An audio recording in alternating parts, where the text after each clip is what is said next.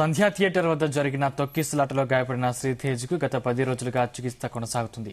వైద్యులు నిరంతరం అతనిని పర్యవేక్షిస్తున్నారు.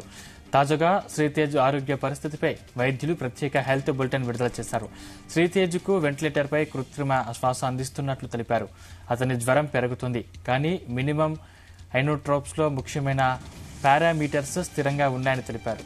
ఫీడ్లను బాగానే తట్టుకుంటున్నాడని వెల్లడించారు. అలాగని అతను పూర్తిగా ఆరోగ్యవంతుడయ్యాడని మాత్రం ఇప్పుడే చెప్పలేమన్నారు.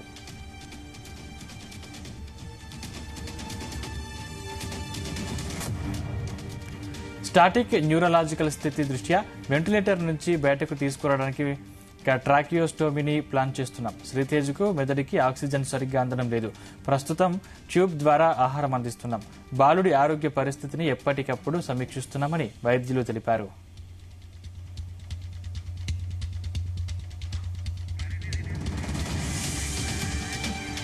అంశానికి సంబంధించిన మరింత సమాచారం మా క్రైమ్ బ్యూరో చీఫ్ రవితేజ అందిస్తారు. రవితేజ, కిమ్స్ వైద్యులు నిన్న రాత్రి ఒక ప్రెస్ నోట్ ని రిలీజ్ చేశారు.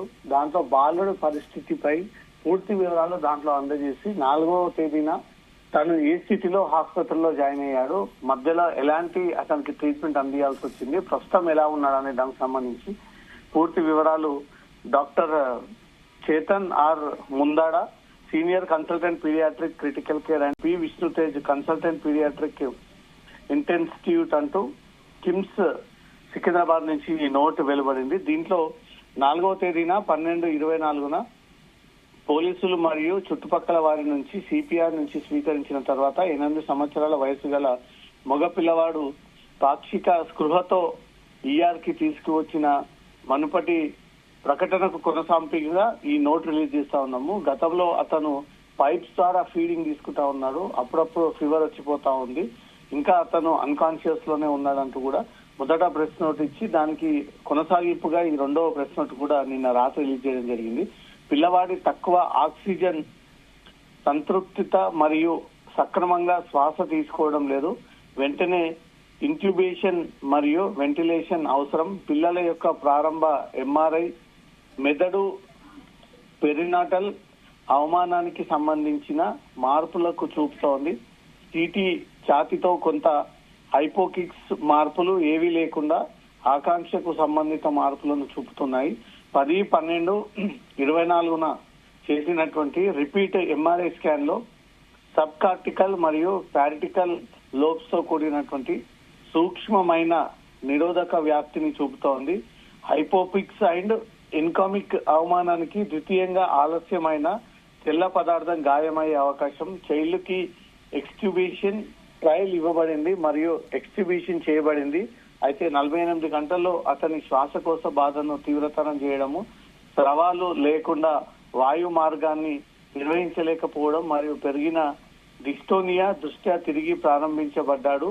న్యూరాలజికల్ స్థితిలో గణనీయమైన మెరుగుదల లేదు మరియు బిడ్డకు కనిష్ట సెట్టింగ్లతో వెంటిలేటర్ మద్దతు అవసరం మరియు డిస్టోనియాలో కనిష్ట మెరుగుదల మరియు క్లినికల్ మార్చలు లేవు. పిల్లవాడిని వాంఛ ఉంది మరియు జ్వరం వచ్చే చిక్కులున్నాయి.